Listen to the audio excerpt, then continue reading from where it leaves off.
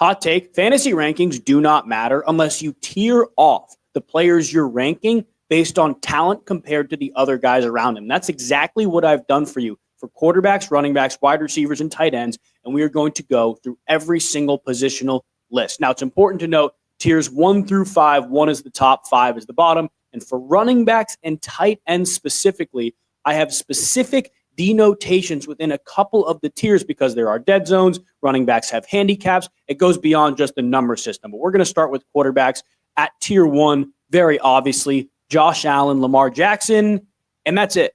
Those are my only tier 1 quarterbacks. I think there are valid question marks with Jaden Daniels in a sophomore slump. I think there are valid question marks on Joe Burrow, even though he's extremely, extremely talented. Can he continue to produce like he did last year? We have to wait to see. To me, the only home run hitting, absolutely no-brainer quarterback picks, early third, but late second if you want, even though I talked about how much I don't like him in the late second. Josh Allen at 1, Lamar Jackson at 2 in that order, but both in tier 1. Now, tier 2 in this order is Joe Burrow, Jaden Daniels, Jalen Hurts, and Baker Mayfield. Yes, Baker Mayfield belongs in this tier. And call me crazy fantasy-wise, Patrick Mahomes does not. Now, Joe Burrow, Jaden Daniels, Jalen Hurts, obviously the upside is there. For Daniels and Hurts, it's the rushing production, it's the goal line work. We all know that. But for Joe Burrow, it's a pass-heavy offense that, if you watch the Monday Night Football game between the Commanders and the Bengals, has a pretty bad defense on the other side of the ball. So Joe Burrow and this Bengals offense going to have to throw a lot, going to have to score a lot to even keep up with the defense on the other side. But I think we very casually overlooked Baker Mayfield, who was a very clear high-end fantasy quarterback, won last year in points per game, who is returning every single starter with the addition of Emeka Egbuka. Now, I know he has a new offensive coordinator, but I think we tend to overlook the fact that that same thing happened last year. Liam Cohen came in last year, and granted was a great OC and deserves to be a head coach, but Baker still had a new offensive coordinator last year, and he produced. He had 40-plus touchdowns. He was unbelievable with a new OC first year in a system. You got to believe he's going to do it again, or at least to some extent. There's no reason for us not to believe that a significant fall-off is there. Now, tier 3 in this order, ranking-wise, Patrick Mahomes, he does belong still in the top 10 fantasy quarterbacks. Bo Nix, Dak Prescott, yes, Dak Prescott, Kyler Murray, Brock Purdy, Justin Herbert, Jared Goff, and Drake May. Now, Mahomes, Nix, they're great players. They're going to have extremely efficient days, usually going to take care of the football. They're good. You know, those are fantasy quarterbacks who you can feel confident in. To me, I'm only getting these guys later on in the draft. Mahomes has been the 6th quarterback off the board. Nix has been the 8th quarterback off the board. Like, I'm fine taking those guys in the 7th-ish round, but with Dak Prescott, a guy who, again, is being taken as almost the 13th quarterback off the board right now, who's been a fantasy quarterback, one, who's had top 5 fantasy finishes in 2 of the last 4 years, who has elite point-per-game production, and much like Joe Burrow, guys, doesn't have a good defense on the other side of the ball. So I lean into that thinking, okay, Dak's going to have to put up 30 a game, but he's now throwing to George Pickens on the other side of CeeDee Lamb instead of, a Brandon Cooks or a Jalen Tolbert. And Tolbert's still, on the roster, but he's now the receiver 3. You have Jake Ferguson. And truthfully, just minimal run game. Dak's going to throw the ball a ton. He's going to be efficient when he does it. I love Dak in my top 10 quarterbacks. Kyler, the rushing upside, you almost can't look past that. I also think, very interestingly, an overlooked aspect to the Cardinals as a whole, like, they're going to be good. I think they're going to be better than people give them credit for because the defense on the other side is good. They're going to be in more competitive games, which to me tapers off fantasy passing production. But from a rushing perspective, I don't worry as much about Kyler Murray. I think they're going to be in better positions to score points. I still like Kyler. I don't like him as much as a Dak Prescott. And truthfully, you see at the bottom of tier 3 a Drake May. Like, if I'm looking at Kyler in the, let's say, 8th round or May in the 13th, or even Dak, really, Dak's the big one in the 10th, like, I'm taking May or Dak. But if I'm pigeonholed into taking Kyler, I can feel confident about it because of the rushing upside. Purdy, kind of similar to me. I know I've said this. I get crazy looks every time I say it, but instinctually, to me, is a mini Josh Allen. He's a great player, can make every throw. The pass catchers around him make me really worried. They really, really do. I think McCaffrey is truly the number 1 pass option in that offense right now. Ayuk will come back around midseason, help him out a lot. but it's going to be a very slow beginning for Purdy. And word to the wise here, guys, I'm recording this on August 19th. I think there's a world where Purdy gets drafted in your leagues in the 10th, 11th round, and a fantasy owner is so fed up because of the minimal production in weeks, let's say 1 through 5, he drops him. Like, I think there's a real possibility that Purdy hits your waiver wire before Ayuk's back, which is a crazy thing to say. But when Ayuk's back, that should not be the case. Purdy's a guy I don't love drafting, but does belong in this tier for his holistic production all season long. Justin Herbert, Jared Goff. Herbert now is going to have to pass a little bit more, I think, with the departure of Rashawn Slater, the addition of Keenan Allen, and obviously Ladd McConkey. I think that Chargers offense, even though Harbaugh will never be a pass-first guy, is now built to pass a little bit more. And Jared Goff's just in an excellent offense that, even though they lost both their coordinators, still has one of the best offensive lines in the league, some really good pass catchers, Jahmyr Gibbs, Sam Laporta as well. Like, this offense is still going to put up a ton of points, even though, again, it's going to be run first, kind of like the Chargers. He was really good last year. He puts up a ton of points and usually does take care of the football. Drake May, rushing upside, got a true number one in Stephon Diggs. Offensive line is better. To me, the breakout is almost inevitable for him. The fantasy production within that breakout, that's what we have to see, and that's why he's going almost as the 17th quarterback off the board. But I would prefer to take him over guys in tier 4, like Justin Fields, Caleb Williams, Jordan Love, C.J. Stroud, J.J. McCarthy, Cam Ward, who I do think has a lot of upside, Tua, Matthew Stafford. Really, he's down here because of the injury, and Trevor Lawrence. I do want to highlight a couple guys, so that is the ranking in tier 4. Do want to highlight 3 guys I do really like. Number 1, Caleb Williams. I thought he looked really good in the Ben Johnson system. I think it's just going to allow him to be more efficient offensively, and you're going to get a couple of those games like the Jaguars game last year with Williams where he threw, I believe, 4 touchdowns, but a multi-touchdown game where he's going to take care of the football, and potentially on a bye week when your star quarterback is out, he's going to give you 25 to 30 points. I think that's a reality a few weeks of the year. He's worth a shot just in case he replicates, let's say, even 3/4 of what Goff did last year.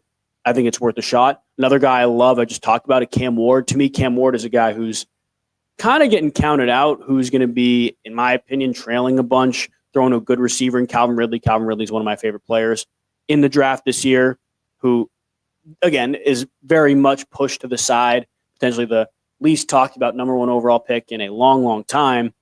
But as a backup and upside guy, especially if you get a Josh Allen, Lamar Jackson, somebody in those first 2 tiers, to me, it's worth a shot. I really do think it is. And Trevor Lawrence, I've talked about him a bunch. Trevor Lawrence is in an offense with the best pass catchers he's had in his career, a really, really good offensive mind at the helm, and truthfully, 2 dynamic number 1s. I'm going to call Travis Hunter number 1, but 2 dynamic number 1s who, despite a lot of negative discourse around them, have the potential to each have their own individual breakouts in Brian Thomas Jr. and Travis Hunter this year, with Diami Brown, with Parker Washington, with Brenton Strange, a guy who I love later on in the tight end world. I think Trevor Lawrence is in a world where if he takes care of the football, could crack the top 10 in fantasy quarterbacks, as crazy as that sounds. Then tier 5, Michael Penix Jr., Aaron Rodgers, Bryce Young, Geno Smith, Sam Darnold, Anthony Richardson, Russell Wilson. You really shouldn't be drafting those guys unless you are in a deep league. To me, my favorite guy in that, or 2 guys really in that tier, Michael Penix Jr., love Michael Penix Jr., but Bryce Young as well, just because of the weapons around him. Let's move to running backs again. We have tier 1, tier 2, tier 3, tier 4, and then tier 5 handcuffs. I'm not going to go super in depth on tier 5, but tier 5/handcuffs are the bottom of this list. As always, if you guys are not following already, are not subscribed already, make sure you do. I have this spreadsheet for you available, but make sure you join the family if you haven't already.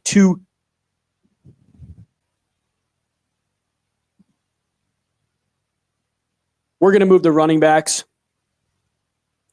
Let's talk running backs. I have tier 1, tier 2, tier 3, tier 4, and then tier 5/handcuffs.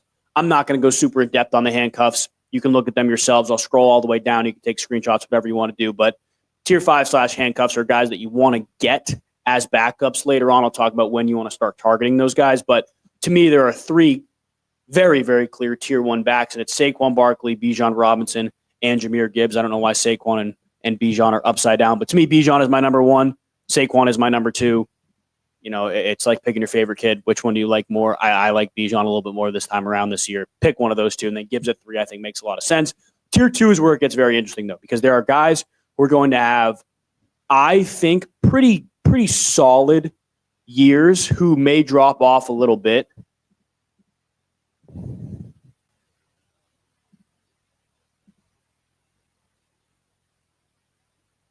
Let's talk running backs now. Obviously, we have tier 1, tier 2, tier 3, tier 4, and then tier 5 / handcuffs. I'm not going to go super in depth on tier 5. You can take screenshots, whatever you want to do.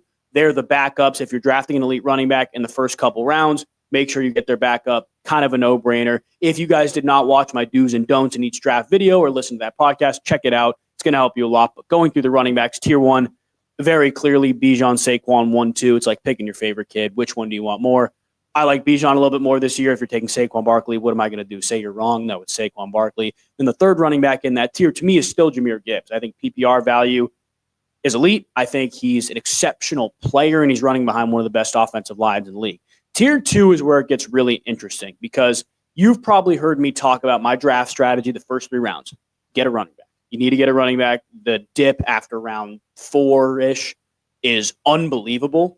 That's why I love these tier 2 guys, especially, let's say you're going early on, CeeDee Lamb, Justin Jefferson, or Malik Neighbors as one of your first-round picks. You got to make sure you get one of these tier 2 guys. Ashton Genty's, Christian McCaffrey's are exceptional. Like, they're very good players. I know people are worried about McCaffrey, but to me, the upside is well worth it, especially if you're taking him at the back end of round 1. You're going to get a really good receiver beginning of round 2, balance out your roster with some pretty high floor receivers or pass catchers throughout. It's worth taking McCaffrey at the end of round 1 or beginning of round 2. And then you have Derrick Henry, Josh Jacobs, Devon Achane, who you definitely have to monitor with the soft tissue injury. Obviously, you have to take your handcuffs. If you're taking one of these tier 1, tier 2 guys. If you don't know what a handcuff is, for anybody watching, listening, it is essentially the backup running back to your starter. So if that starter gets hurt, you immediately have the plug-and-play guy, and you don't miss any value there. But to me, Devon Achane, soft tissue stuff, think about Ollie Gordon, think about Jalen Wright. Somebody's going to have to step up if he's hurt. Make sure you're prioritizing those guys. Jonathan Taylor, Kyron Williams, and Chase Brown. Now, I love Chase Brown this year. This might be my favorite end of 2 pick because, number 1, he's very involved in the pass game. Number 2, it's a very good offense. But number 3, the only real competition, and I think it's truthfully just competing for snaps. I don't even know if it's competing for touches, is Samaje Perine. Like, Chase Brown is going to have an excellent year with minimal competition around him. Those are my tier 2 guys. Tier 3, these are I'm getting a receiver. And let's say the tier 3 guys are the guys where your back's against the wall and you need to get a running back before the round 4 turn. These are the guys that you should be targeting. Some I'm more confident in others. I'm more confident in these top 6 guys: Bucky Irving, James Cook, Alvin Kamara, Kenneth Walker, Omarion Hampton, Travion Henderson. Love those guys. Travion Henderson, again, is being taken as the 21st running back off the board. You can compare it to the ADPs here. In my eyes, he's undervalued, meaning his ADP is higher in the public size than it is in my rankings. He's 17th in my rankings, 21st in ADP. I think he's worth a shot. And then moving down the list, Breece Hall seems like part of a committee. Chuba Hubbard, not really sure how that's going to go. Very, very good last year, but they also just brought in the 1,000-yard rusher behind him. I don't know. James Conner, David Montgomery. Now, I worry about Conner potentially splitting snaps. Montgomery already is splitting snaps, like you know what you're getting. But to me, Montgomery is a high upside pick let's say late 6 or mid to late 6, where you're looking at a running back. You don't feel confident about your room at all. Montgomery's going to touch the ball 12 times a game and get goal line carries in one of the best offenses in the league. Like, if I wouldn't want to be in a position where I'm like, I have to take David Montgomery, but if I'm stuck end of round 6 and I have the opportunity to take David Montgomery, I think there's a really, really good chance he has a good year. Moving into tier 4, I'll read through these guys, say a couple things about them. Isaiah Pacheco, DeAndre Swift, RJ Harvey, Aaron Jones, Joe Mixon, Tony Pollard, Caleb Johnson, Tyrone Tracy, Brian Robinson Jr., who very much is subject to change based on the trade stuff. Quinshon Judkins also very, very much subject to change. Jalen Warren, Travis Etienne, J.K. Dobbins, and Javonte Williams. A couple guys I personally just don't want to draft. Javonte Williams, by week 6, I don't think he's a starting running back. Isaiah Pacheco, I think people very, very casually overlook the depth in the Chiefs running back room. Like, Pacheco's real good. I mean, they got a lot of backs around him, guys. They got a lot of backs around him, and I can't trust anybody in the Kansas City Chiefs offense not named Rashee Rice, and Rashee Rice is probably going to get suspended. Aaron Jones, I think, could be a victim of losing snaps / the job to Jordan Mason. And then Quinshon Judkins, I'm just not taking him based on what's going on right now. Don't know if you're going to agree to a contract before the year starts. I would just stay away, even though I do think when healthy, when contractually obligated to play for the Browns, he's going to be really good. Just staying away right now. Just staying away. A couple guys I do like in this tier, though. Joe Mixon. Obviously, the injury is a huge concern, but that's a guy that if he keeps slipping, he keeps falling down. I think in the 9th round, the 10th round, depending on where he's, it's worth a shot. It's worth the shot. Travis Etienne, the Jaguars running back room is extremely confusing, but if he is the starter, again, high-powered offense, talked about it with Trevor Lawrence, he's going to be really good. DeAndre Swift, if the Bears do not trade for Brian Robinson Jr., which I think is a real possibility, to me, DeAndre Swift could have the Gibbs role in that offense. Catching passes, getting 15 to 20 touches a game, and overall just being an explosive player. I like DeAndre Swift. I like DeAndre Swift this year. And then obviously Caleb Johnson and Tony Pollard, two of the guys I've talked about a bunch on here. Tony Pollard, minimal competition. But Caleb Johnson, again, a guy who fits the Arthur Smith scheme really, really well and who's going to take a bunch of snaps in that offense. And in Tier 5, you can look at these, scroll through these. A couple guys I do like, Jordan Mason, Zach Charbonnet, arguably the best handcuff in fantasy football, Zach Charbonnet. Nick Chubb, those first couple weeks of the year, going to be very good. Jaden Blue is one of my later round guys who I absolutely love. Trey Benson, the guy who may split touches with James Conner. Bill Croskey-Merritt, obviously, if you watched that game Monday night, you saw it. And Kareem Hunt, who, again, I think is being criminally undervalued. I talked about the competition with Pacheco. Hunt was excellent last year. He was excellent last year, and I think he could step in and just split touches with Pacheco. And could you imagine if Hunt gets the goal line work too? Pacheco, again, I hate to hate on Pacheco right now, but it's just almost not worth a pick in my opinion. The only way he is a top 10 fantasy running back is if he gets 20 touches a game.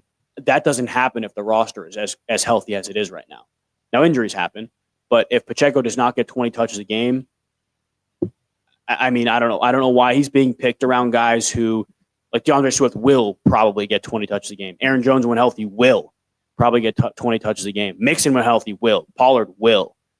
I'd rather take my opportunity, to be honest with you. Let's move to wide receivers. Again, Tier 1, Tier 2, Tier 3, Tier 4, Tier 5. Tier 1, these are the guys where I'm like, okay, these are elite alpha wide receiver ones. I'm not thinking twice about it. Malik Neighbors is the only guy I have valued a little bit higher than the public's ADP, but Jamar Chase, Justin Jefferson, hamstring issues. This should be Jamar Chase, CeeDee Lamb, Justin Jefferson, excuse me. But hamstring issues with Justin Jefferson are interesting. You want to note them, but I wouldn't freak out too much about it when healthy. And he's one of the best players in the world. Are you taking him at 5 over Jahmyr Gibbs? I'm not convinced. If you're waiting later on and he's slipping, Malik Neighbors, Amon-Ra St. Brown, are those better picks? They might be. But Jamar Chase, CeeDee Lamb, Justin Jefferson, Amon-Ra St. Brown, Malik Neighbors, Puka Nacua, Nico Collins, Brian Thomas Jr., Drake London, and A.J. Brown. Again, this got messed up. But those, in that order, I'll read it one more time for you guys. Justin Jefferson at 3, CeeDee Lamb at 2. Jamar Chase 1, CeeDee Lamb, Justin Jefferson, Amon-Ra St. Brown, Malik Neighbors, Puka Nacua, Nico Collins, Brian Thomas Jr., Drake London, and A.J. Brown. To me, those are the Tier 1 alpha wide receivers. Chase, Lamb, Jefferson, St. Brown, Neighbors, and even Puka, first-round picks. Puka will slip in the second. Nico will slip in the second. Neighbors sometimes slips into the second.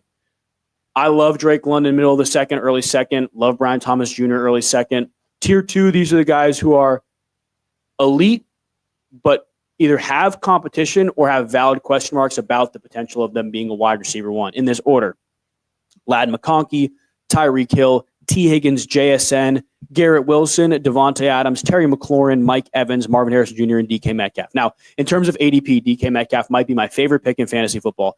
Anytime you can get Aaron Rodgers, wide receiver 1, with such little competition around him, take your chance. He's going to get 10 targets a game. I know the offense may not be as great, but if he's giving you 7, 8, 9 catches for 80 yards a game with a potential touchdown in the 5th, he's being taken the 4th and the 5th, it is so worth it every single time. You've got to take your shot on DK Metcalf. To me, it is there's no no-brainer picks in fantasy football, but this is as close as it gets. Tier 3, the guys I really like here, I'll read through them very briefly. Guys I really like, Rashee Rice, love Rashee Rice. Zay Flowers to me is a very fascinating one because I think in PPR can give you so much value. Calvin Ridley, love Calvin Ridley, love Jerry Jeudy, and Jalen Waddle's a guy later on who I'm taking my swing on. But in this order, DJ Moore, Rashee Rice, Xavier Worthy, Cortland Sutton, Zay Flowers, Devontae Smith, George Pickens, Calvin Ridley, Travis Hunter, Jamison Williams, Ted McMillan, Jerry Jeudy, and Jalen Waddle again. Calvin Ridley, by far my favorite pick in fantasy football right now, being taken in the 7th round. I shouldn't say no competition. Minimal competition around him. To me, he's an excellent player. He shouldn't be the 30th wide receiver off the board. He's finished top 30 back-to-back years, top 22 years ago with quarterback play that I don't think is going to be as good as he'll get this year. So Ridley is going to get the targets, going to be in a pass-heavier offense now. Number 1 with Callahan, but number 2 just because they'll be trailing. He is an excellent pick. Rashee Rice, to me, it's a little scary. You're going to get him for the first 4 weeks of the season. But at the same time, I've talked about it. We'll move down to Jordan Addison here at number 38. Take Addison, fade your suspension a little bit if you want to. But to me, Addison is a great add later on. And moving back up into these tier 4 wide receivers, scroll down real quick. Stephon Diggs, I've hesitated. He should be here at 34. I've hesitated to put him in tier 3 because there's a lot of question marks with health. But to me, he's the best pick past round 8 in fantasy right now. He's a true number 1. He's not going to get a lot of competition. I love Chris Olave in that sense too. True number 1. Obviously, there's a very, very valid question marks at quarterback with Olave. But absolutely love Chris Olave. Moving down even more in this tier, Emeka Egbuka. I absolutely love Emeka Egbuka. This is tier 4.